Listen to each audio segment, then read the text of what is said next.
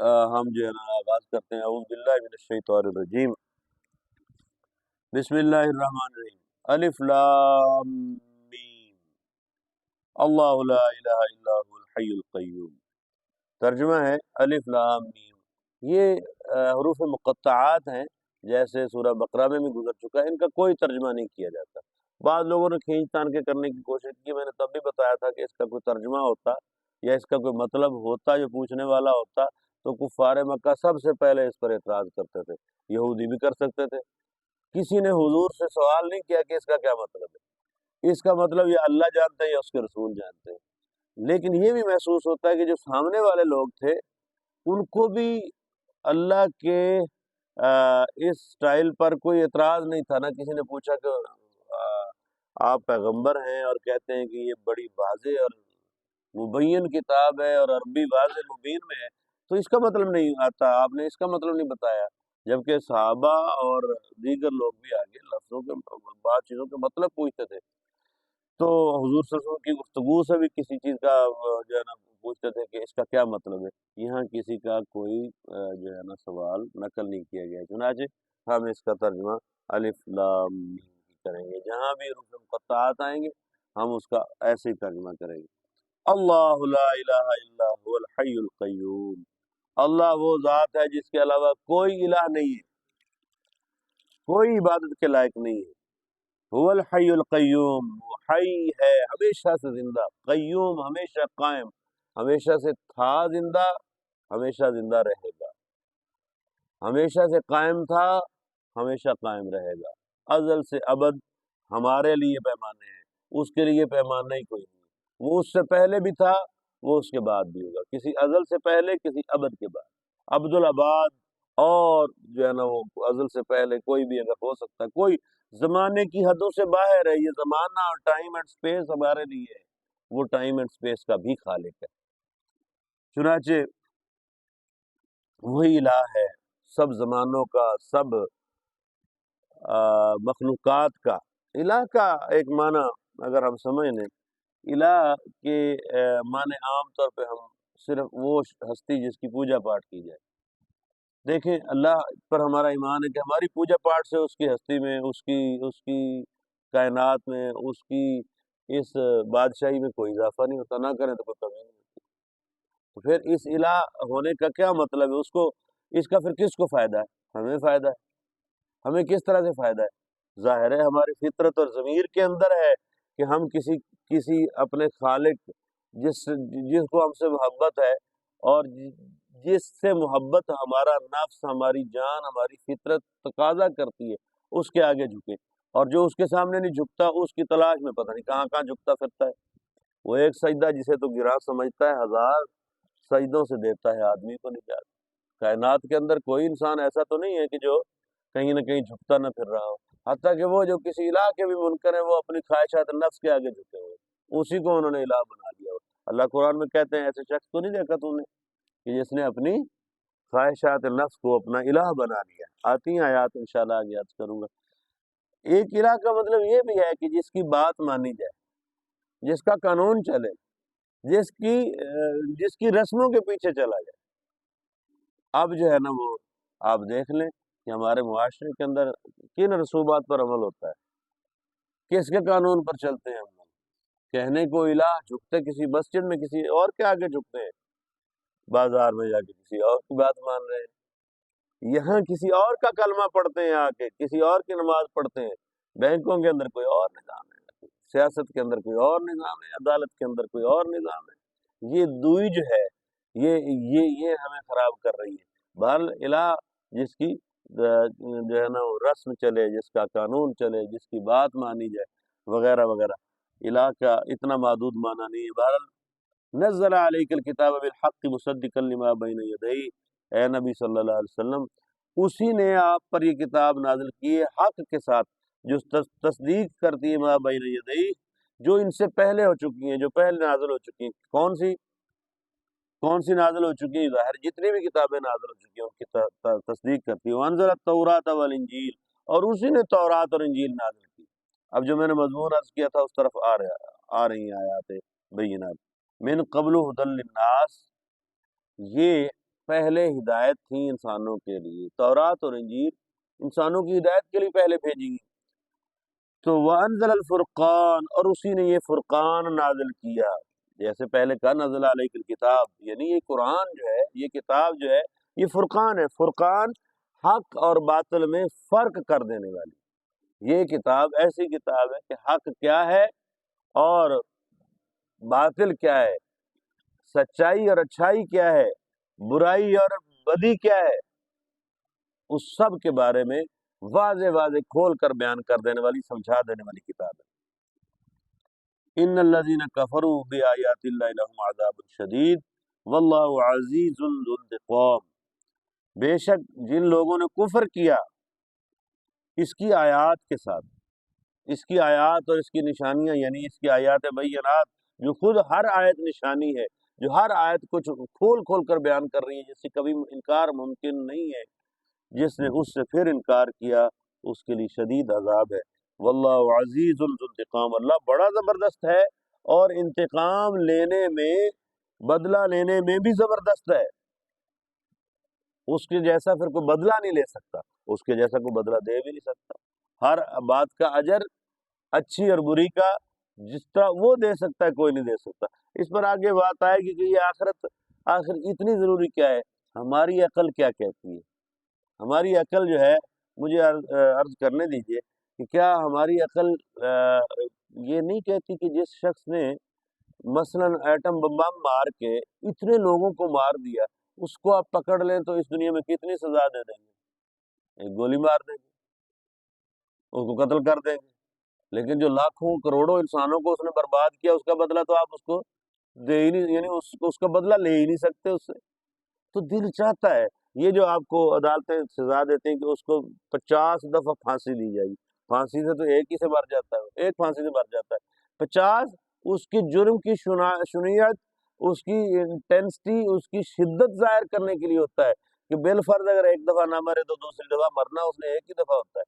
لیکن یہ جو ہوتی ہے علامتی طور پر دی جاتی ہے کہ اس کا گناہ اتنا شدید ہے، اس کا جو ہے نا وہ قانون کی نظر میں جرم اتنا شدید ہے، لیکن ہم صرف جو ہے نا وہ اس کو علامتی سزا دے سکتے ہیں۔ ہم اللہ تعالیٰ، دل چاہتا ہے کہ کوئی ایسا دن ہو، اللہ تعالیٰ کے یوم قیامت میں ایسا دن ہوگا جس طرح اللہ پورا پورا بدلہ لے گا اس سے جس نے ایسا کیا، اور جس نے دنیا کی بھلائی کے لیے ایک ویکسین بنا دی۔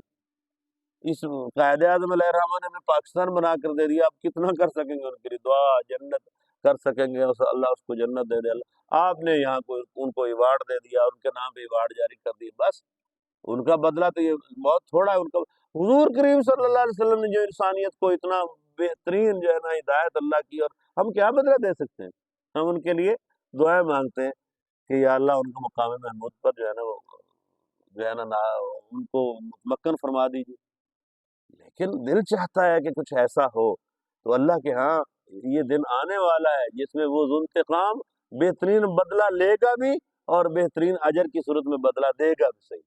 تو یہ قیامت بالکل بدیہی اور کیا کہہ لیں کہ عقلی جو ہے نا تقاضا بھی ہے ہمارا، اسی لیے اللہ تعالیٰ فرماتے ہیں کہ وہ ایسا شدید عذاب دینے والا اور عزیز ذو انتقام ہے۔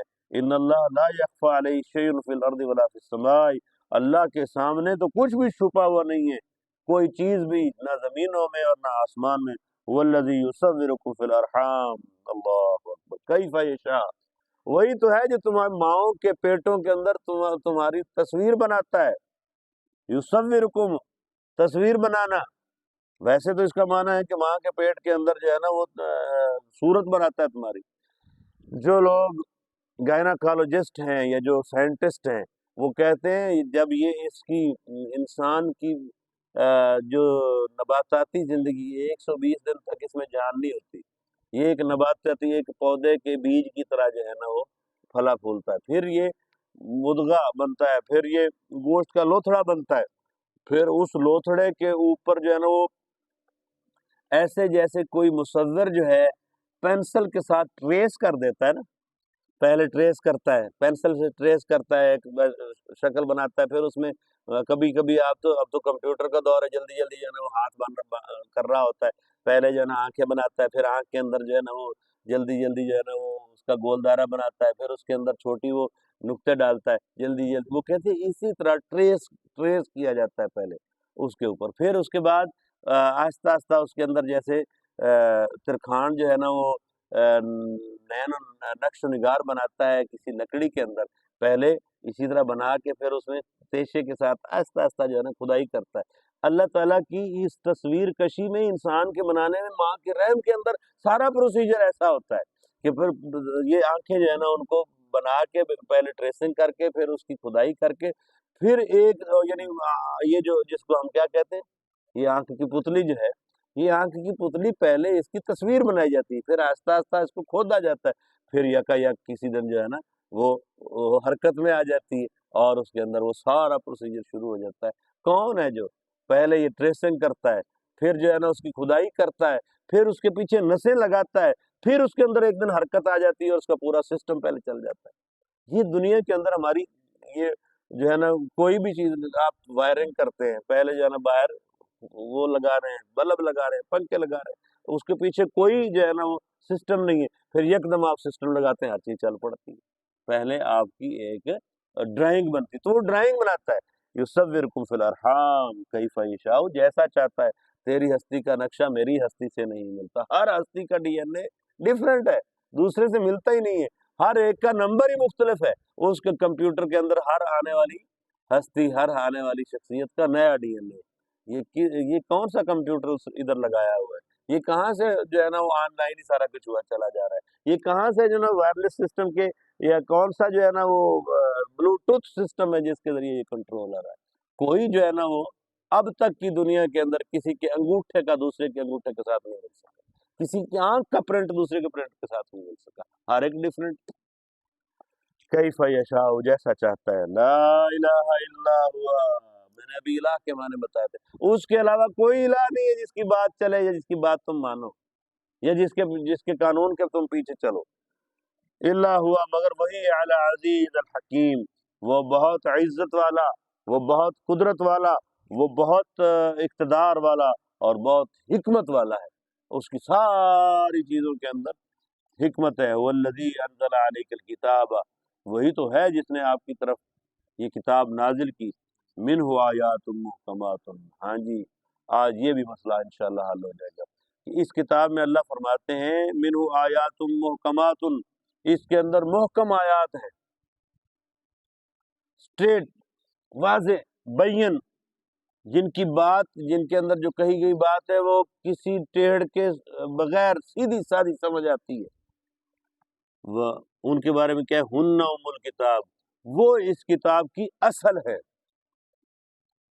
وَأُخَرُ متشابہات، اور اس کتاب کے اندر کچھ متشابہات بھی ہیں۔ متشابہات کا کیا مطلب ہوتا ہے؟ جن کے اندر شبہ بھی ہے، متشابہ ہیں، اس کے ایک سے زائد مطلب ہو سکتے ہیں۔ اچھا، اب اللہ کہہ رہے ہیں کہ جو محکمات ہیں، جو سیدھی سیدھی سمجھ آتی ہے، یعنی جو ہدایت ضروری ہے نا انسانوں کے لیے، جس کے لیے یہ نازل ہوئی کتاب، اللہ خود بھی کہہ رہے ہیں کہ وہ ہن ام الکتاب، وہ کتاب کی اصل ہیں، یعنی اصل غایت اس کتاب کی یہ بین آیات، محکم آیات ہیں، اس سے وہ کچھ سمجھ آ جاتا ہے جو اللہ تعالیٰ انسانوں کو سمجھانا چاہتے ہیں۔ ساری واضح ہدایات، مثلاً صلاۃ کیا ہے، زکوٰۃ کیا ہے، اللہ پر ایمان کیا ہے، شروع میں جو باتیں ہوگی، پچھلی صورت کے شروع میں اور آخر میں اور پوری درمیان میں کس بات میں جو ہے نا ایسی چیز جو کسر چھوڑی ہو اللہ نے۔ پرسوں چوتھ جو ہم نے پڑھا جس میں قرض لینے اور قرض دینے کا طریقہ اور لکھنے کا، اس میں آخر کمی کیا چھوڑی گئی، ساری باتیں وضاحت سے، مردوں کے، عورتوں کے مسائل، یعنی جو ہم پڑھتے چلے آ رہے ہیں، وضاحت بہترین اس کے اندر، تو وہی اصل ہے۔ اور جہاں تک متشابہ آیات ہیں، متشابہ اس میں آیات، تو اس کی جو مراد ہے وہ اللہ جانتا ہے۔ فَأَمَّا الَّذِينَ فِي قُلُوبِهِمْ زَيْغٌ فَيَتَّبِعُونَ مَا تَشَابَهَ مِنْهُ ابْتِغَاءَ الْفِتْنَةِ وَابْتِغَاءَ تَأْوِيلِهِ، کہ جن لوگوں کے دلوں میں ٹیڑھ ہے وہ متشابہات یعنی متشابہ آیات کی پیروی کرتے ہیں، اس کے پیچھے لگتے ہیں فتنے کے لیے اور تعویل کرنے کے لیے، اس کی کوئی نہ کوئی جو ہے نا وہ تفسیر یا کوئی نہ کوئی اس سے بات نکالنے کے لیے. وَمَا يَعْلَمُ تَعْوِيلَهُ إِلَّا اللَّهُ، حالانکہ ان متشابہ آیات کی تعویل یا تفسیر اللہ کے علاوہ کوئی نہیں جانتا. جیسے ابھی الف لام میم کی، اب کوئی الف لام میم کے پیچھے لگ جائے کہ جی اس کے اندر یہ الف کا مطلب یہ ہے، لام کا مطلب یہ ہے، میم کا مطلب یہ ہے، اور پھر اس سے کہیں تان کے کہیں کا کہیں لے جائے. بھائی نہ نبی صلی اللہ علیہ وسلم نے بتایا، نہ صحابہ نے پوچھا، نہ مشرکین نے پوچھا، نہ یہودیوں نے، نہ عیسائیوں نے، کسی نے اعتراض ہی نہیں کیا. ہم آج اس کا معنی نکال کے کیا کریں گے؟ تو اس لیے اس کے پیچھے چلنے کی ضرورت نہیں ہے. لیکن اس قبیل کی جو آیات ہیں ان کا معنی کوئی ہے. والراسخون فی العلم، اللہ بھی جانتا ہے، اور جو علم کے اندر راسخ ہیں وہ بھی جانتے ہیں. اور اس کا مطلب یہ بھی ہے کہ راسخین علم جو ہیں، جو علماء ہیں، ان کا رویہ کیا ہے؟ یقولون آمنا بہ، وہ کہتے ہیں کہ ہم ان پر بھی ایمان رکھتے ہیں. کل من عند ربنا، ان میں سے ہر چیز یعنی محکم آیات بھی اور متشابہات بھی اللہ کی طرف سے ہیں. کل من عند ربنا، یہ تمام ہمارے رب کی طرف سے ہیں. وما یذکر الا اولو الالباب، مگر اس بات سے نصیحت کم ہی حاصل کرتے ہیں مگر عقل مند. اب عقل مندی کا تقاضا کیا ہے؟ کہ جس چیز کو واضح واضح بتایا گیا اس کی پیروی کی جائے، نہ کہ جس کے بارے میں نہیں بتایا گیا. اب یہ بہت ساری متشابہ آیات یا وہ آیات جن کا اس وقت مطلب نہیں کھلتا تھا، اب آنے والے وقتوں میں کھل رہا ہے. جیسے میں کیفا یشاء فی الارحام کی ابھی میں نے یعنی هو الذی یصورکم فی الارحام کیفا یشاء، کہ اس وقت الٹرا ساؤنڈ تو نہیں تھی، اس وقت یہ مشینیں تو نہیں تھی، اس وقت اس پر یقین کی کیفیت یہ تھی کہ اللہ نے کہہ دیا ہے. تو وہی اس کا معنی یعنی یہ کہ وہ ماؤں کے پیٹوں کے اندر ایک نئی شخصیت جو ہے اس کو ترتیب دیتا ہے. جو عین الیقین آنکھوں سے دیکھ کر یقین کی کیفیت آ جائے، وہ پہلے تو نہیں تھی. تو قرآن حکیم کی بہت ساری آیات جو ہے نا وہ اب تک کھلتی چلی جا رہی ہیں اور آئندہ بھی کھلتی چلی جا رہی ہیں. یہ ہر زمانے کی کتاب ہے، ہر زمانے کے لوگوں کو حیران اور پریشان اور عاجز کر دینے والی کتاب. تو بہرحال فرمایا کہ یہ عقل والے جو ہیں وہی اس سے نصیحت حاصل کرتے ہیں. یہ بے عقلی کی بات ہوگی کہ جو کتاب سیدھی سیدھی بات کہہ رہی ہے اس کو چھوڑ کر ان کے پیچھے لگا جائے جس کی مراد ابھی اس نے جو ہے نا سمجھائی نہیں، بتائی. تو اہل ایمان کا تقاضا کیا ہے؟ اہل ایمان کا رویہ کیا ہے؟ اہل ایمان کا رویہ یہ ہے کہ وہ اس طرح سے دعا کرتے ہیں: ربنا لا تزغ قلوبنا بعد اذ ہدیتنا وہب لنا من لدنک رحمہ انک انت الوہاب. اے ہمارے رب، ہمارے دلوں کو ہدایت آ جانے کے بعد ٹیڑھی کی طرف، ٹیڑھ کی طرف، کجی کی طرف یا بے ہدایتی کی طرف نہ لوٹانا، نہ موڑنا. وہب لنا من لدنک رحمہ، اور اپنی طرف سے ہمارے لیے رحمت جو ہے نا وہ ہمیں عطا کیجئے، اپنی رحمت کی نعمت عطا فرمائیے ہمیں. اور انک انت الوہاب، آپ بہت زیادہ جو ہے نا وہ عطا فرمانے والے ہیں. آپ جو ہے وہ بہت زیادہ یعنی ہدایت مانگ رہے ہیں تو اس سے تیری رحمت مانگ رہے ہیں، تو آپ ہی ہدایت اور رحمت دینے والے ہیں. ربنا انک جامع الناس لیوم لا ریب فیہ، اے اللہ آپ انسانوں کو جمع کرنے والے ہیں اس دن میں جس کے بارے میں کوئی شک نہیں ہے. یہ اہل ایمان کا رویہ ہے. وہ جو ہے نا وہ متشابہات کے پیچھے نہیں چلتے، بلکہ واضح آیات کے بعد اللہ سے دعا کرتے ہیں کہ اللہ ہمیں اس ہدایت پر قائم رکھیے، ہمارے دلوں کو ٹیڑھ کی طرف جو ہے نا متوجہ نہ کیجیے. اور اے ہمارے رب، آپ انسانوں کو اس دن جمع کرنے والے ہیں جس میں کوئی شک نہیں. ان اللہ لا یخلف المیعاد، اللہ اپنے وعدے کی خلاف ورزی کبھی نہیں کرتا. اللہ نے یہ وعدہ کیا ہے کہ میں جمع کروں گا تو اللہ جمع کرے گا. اب اس بات میں کچھ شک ہے کہ اس نے کہا میں جمع کروں گا، سارا حساب کتاب لوں گا، ہم اس کو چھوڑ کے اس کی کچھ اور تعویلات کرتے پھریں اور کہیں گے جی اس جمع کرنے سے تو فلاں اور فلاں مراد ہے؟ اللہ کی جو مراد ہے واضح ہے، اور اپنے رسولوں کے ذریعے 3 ایسے بنیادی معاملات ہیں جن پر ہر رسول کا جو ہے نا وہ ہر رسول نے اس پر ہدایت وہی بتائی جو اللہ نے دی تھی. نمبر 1 اللہ کی توحید، کہ وہ ایک ہے، اس کے سوا کوئی نہیں، وہ الہ ہے، اس کے علاوہ کوئی نہیں ہے، وہ خالق ہے، اس کے علاوہ کوئی نہیں ہے، اور نہیں ہے آج تک بھی کوئی نہیں۔ کسی نے کچھ پیدا کیا ہے؟ اتنی جو ایڈوانس ہو گئی ہے، پانی پانی پانی، پتہ لگ گیا جی H2O پانی ہوتا ہے، ہاں جی، کہ ہائیڈروجن اور کے دو اور آکسیجن کا ایک ہو تو مل کے پانی بنتا ہے، لیبارٹری میں بنا بھی لیتے ہیں۔ تو پانی کا بڑا چیلنج ہے دنیا کو اس وقت درپیش ہے۔ یہ صاف پانی ادھر لیبارٹری میں بنا کر بیچے نا، بنا لیتے ہیں تھوڑا سا، لیکن فارمولے کا پتہ لگ گیا کہ اللہ کیوں بناتا ہے، لیکن بنا نہیں سکتے، کچھ بھی نہیں بنا سکتے۔ یہ انسان ایسے ہی عاجز رہیں گے۔ تو وہ اللہ جو ہے اس نے جو بتا دیا ہے، اس میں کسی بھی چیز کے اندر کوئی کمی زیادتی نہیں ہو سکتی۔ تو وہ تین باتیں ہیں جس پر ہر پیغمبر بتاتا رہا کہ اللہ وہ مالک ہے، وہ خالق ہے، وہ رازق ہے، وہ یوم الدین کا مالک ہے۔ اچھا، اس کے اندر ویسے تینوں باتیں آ گئی۔ تو پہلی بات جس پر پیغمبر توحید کی جو ہے نا تعلیم دیتے رہے، دوسری رسالت کہ ہم اللہ کی طرف سے ہیں، اپنی مرضی سے نہیں بول رہے ہیں، اور اس پر تم سے کوئی اجر بھی نہیں مانگتے۔ پورا قرآن یہی کہتا ہے کہ یہ جو کچھ ہم پہنچا رہے ہیں یہ تو اس کی رضا کے لیے پہنچا رہے ہیں، تم سے کوئی اجر نہیں لینا، نہ تم سے مانگتے ہیں، اللہ سے اللہ کی رضا اور اس کی طرف سے دیا گیا فریضہ انجام دے رہے ہیں۔ لہذا تمام پیغمبر رسالت کی جو یہ ترسیل تھی، یہ رسالت کی جو ادائیگی تھی، یہ کرتے رہے اور بتاتے رہے۔ اس پر اعتراضات بھی ہوتے رہے کہ یہ کیسا نبی ہمارے اندر ہے، ہماری طرح سب نبیوں کو اللہ تعالیٰ نے جو ٹاسک دیا تھا وہ بتاتے رہے کہ ہم انسان ہیں اور تم انسانوں کی طرف بھیجے گئے، کوئی یہاں فرشتے نہیں چلتے پھرتے کہ ہم فرشتوں کے لیے مخاطب ہوتے تو فرشتے ان کے لیے آتے۔ ہم اللہ نے ہمیں یہ شرف دیا ہے کہ اس نے ہمیں وحی سے نوازا ہے، اپنی طرف سے ہدایت سے نوازا ہے، مسلسل ہمیں یہی ہماری ہم تم سے بڑے ہیں اس لحاظ سے، لیکن ہیں تمہاری جنس کے اندر۔ تو تیسری بات ہر نبی نے یہ بتائی کہ یہ دنیا ایک دن ختم ہو جانی ہے، جو کچھ یہاں کر رہے ہیں اس کا حساب کتاب اللہ کے ہاں دینا ہے۔ یہ ابس پیدا نہیں کر دی گئی ہے، ہم یہاں بیکار میں نہیں آ گئے ہیں، یہ دنیا دارالامتحان ہے۔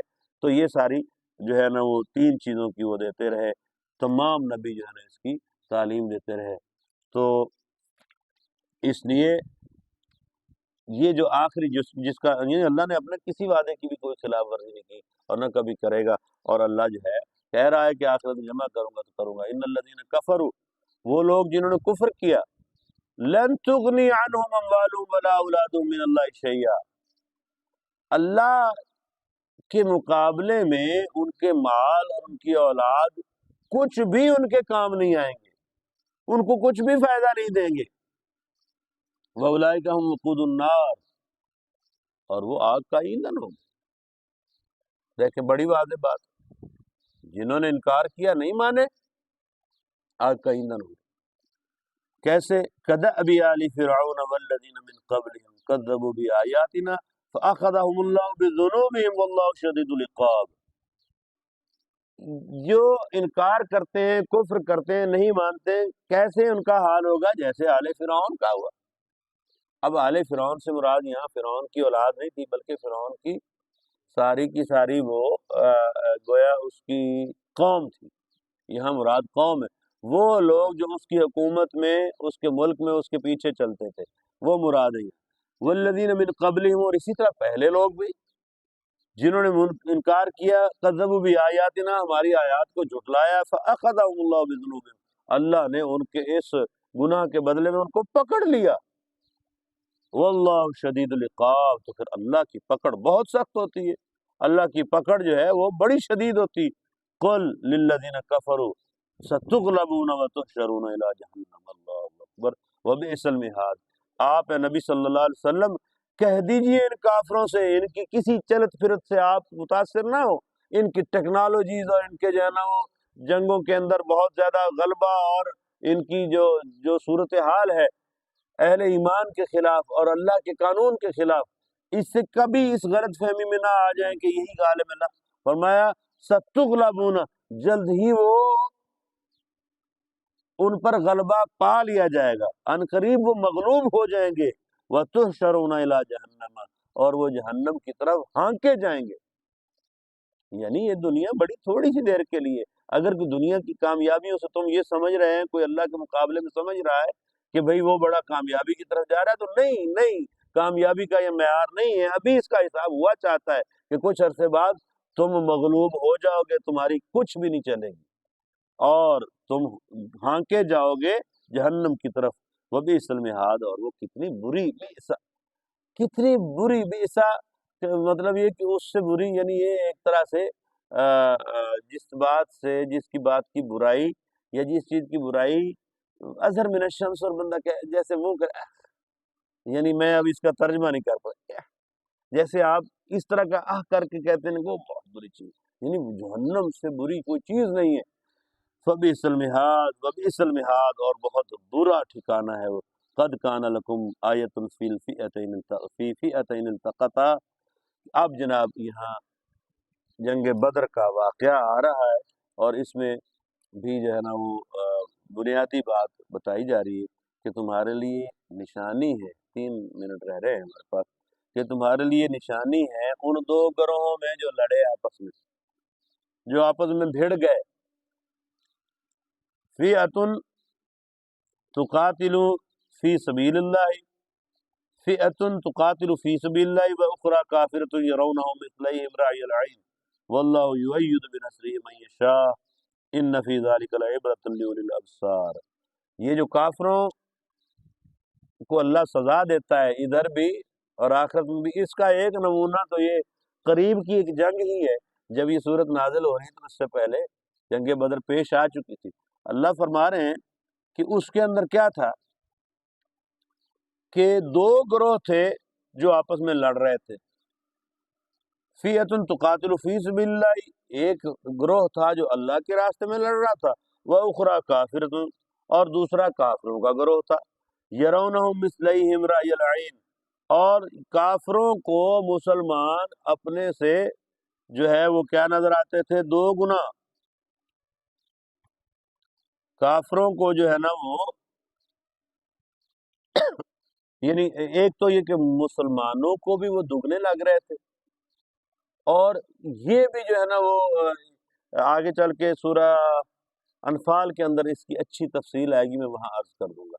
لیکن یہاں میں صرف آپ کو یاد کراتا ہوں، آپ کو معلوم ہوگا کہ اس وقت مسلمانوں کی تعداد صرف 313 تھی، جبکہ ان کی تعداد 1000 تھی.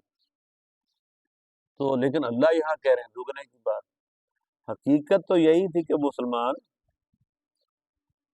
تھوڑے تھے، 3 گنا کافر زیادہ تھے، لیکن اللہ نے ایسی ترکیب ان کے اوپر اور نیچے، یعنی وہ ذرا نیچے تھے کفار اور مسلمان اوپر والی جگہ پر تھے. مسلمان ریتلی جگہ پر تھے اور وہ جو ہے نا پکی جگہ پر تھے. رات کو بارش آئی، وہ ریتلی جگہ بیٹھ گئی اور ان کی جو پکی جگہ تھی وہ پھسلن والی ہو گئی. تو لیکن ان کو نظر آتا تھا کہ یہ ہم سے جو ہے نا وہ آدھے ہیں، اور مسلمانوں کو نظر آتا تھا کہ دگنے ہیں. اس سے تھوڑا حوصلہ بڑھ رہا تھا. تو بہرحال یہ عام آدمی کو بھی ایسا نظر آتا تھا. اللہ کی اس طرح کی ان پر جو ہے نا برکت تھی. واللہ یؤید بنصرہ من یشاء، تو اللہ جس کی بھی چاہتا ہے امداد کرتا ہے، تائید کرتا ہے اپنی نصرت کے ساتھ. ان فی ذلک لعبرۃ لأولی الابصار، بصارت کی آنکھ رکھنے والوں کے لیے اس میں بڑی عبرت ہے. اچھا، اب بات ہم یہی ختم کرنے لگے ہیں، لیکن یہاں اللہ نے مثال دی ہے آخر 2 گروہوں کی. تو اس مثال کا مطلب کیا ہے؟ ایک تو اس بات سے بھی اس کا تعلق ہے کہ اللہ تعالیٰ یہی جلدی بھی سزا دیتا ہے اور آگے جو ہے نا وہ قیامت والے دن بھی دینے والا ہے. لیکن یہاں ایک کریکٹر ہے جس کو بتایا گیا. مسلمان 313 ہیں، اور اللہ کے نبی صلی اللہ علیہ وسلم نے سب کے پاس ہتھیار نہیں ہے. کسی کو چھڑی دی ہے، کسی کو کچھ دیا ہے، کسی کو کچھ دیا ہے، اور وہ لڑنے کے لیے آ گئے. تھوڑی تلواریں ہیں، تھوڑے گھوڑے تھے، تھوڑے جو ہے نا زرہیں اور جو ہے نا نیزے تھے چند ایک، اور ادھر سے وہ کیل کانٹے سے لیس پوری کی طرح پوری فوج ہے. اچھا، اب ادھر کیا ہے؟ یہ رات کے وقت میں مناجات کر رہے ہیں، اللہ کے سامنے جھک رہے ہیں، دعائیں مانگ رہے ہیں. نبی پاک صلی اللہ علیہ وسلم کہہ رہے ہیں یا اللہ یہی کچھ تھا جو لے آیا ہوں. اگر آج یہ 313 نہ رہے تو پھر تیرا نام لینے والا کوئی نہیں ہوگا. اس کے سامنے جھکے ہوئے ہیں. ادھر جو ہے نا شرابیں چل رہی ہیں، ادھر عورتیں ناچ رہی ہیں، ادھر ڈھول ڈمک کے چل رہے ہیں، ادھر غرور اور تکبر کے اندر مبتلا ہے. اللہ پرستوں خالق کے بندوں، رب کو الہ ماننے والوں کی کیفیت یہ ہوتی ہے کہ ہر صورت میں، دونوں صورتوں میں اللہ کے نبی صلی اللہ علیہ وسلم یہ تو صرف قلت کے دن میں تو ایسے نہیں تھے، نہ آپ کے ساتھیوں کو آپ نے ایسی تعلیم دی، جس دن وہ غالب تھے، جس دن مکہ فتح کر رہے تھے، روایات میں آتا ہے کہ نبی صلی اللہ علیہ وسلم اونٹنی کے اوپر جھک رہے تھے، سجدے کی حالت میں تھے اللہ کے سامنے، کوئی توم تراک نہیں تھا، کوئی بین باجے نہیں تھے، کوئی بینڈ باجے نہیں تھے، کوئی جو ہے نا وہ ہٹو بچو اور لوگ جو آگے آ رہا ہو مار نہیں رہتے، بلکہ کہا اللہ تسریب علیکم اليوم، آج تم پر کوئی پکڑ نہیں، جو ابو سفیان جو بڑا دشمن تھا اس کے گھر میں چلا جائے اس کو معافی، جو بیت اللہ میں چلا جائے معافی، جو دروازہ بند کر لے معافی، معافی معافی۔ تو اس لیے یہ جو گروہ ہے اس کے اندر، اور وہ گروہ جو منکر ہے اس گروہ کی کردار کے اندر بڑا واضح فرق ہے، اور اللہ تعالیٰ ان مثالوں سے، یہ جو زندہ مثالیں تھیں، یہ بھی ثابت کرنا چاہتا تھا، اور اسی لیے اللہ کہتا ہے کہ ان دونوں گروہوں کے اندر تمہارے لیے نشانی ہے کہ خدا پرستوں کا کیا رویہ ہوتا ہے اور خدا کے منکروں کا کیا رویہ ہوتا ہے۔ اللہ تعالیٰ ہمیں اپنے شکر گزار بندوں میں نبی کریم صلی اللہ علیہ وسلم کے صحیح پیروکاروں کے اندر جو ہے وہ شامل کرے۔ وآخر دعوانا ان الحمد للہ رب العالمین، یا رب لک الحمد کما ينبغي لجلال وجهك وعظمت اللهم صل وسلم دائما على حبيبك خير الخلق كلهم.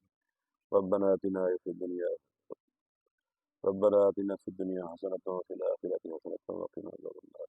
ربنا لا تزغ قلوبنا بعد إذ هديتنا وهب لنا من لدنك رحمة إنك أنت الوهاب.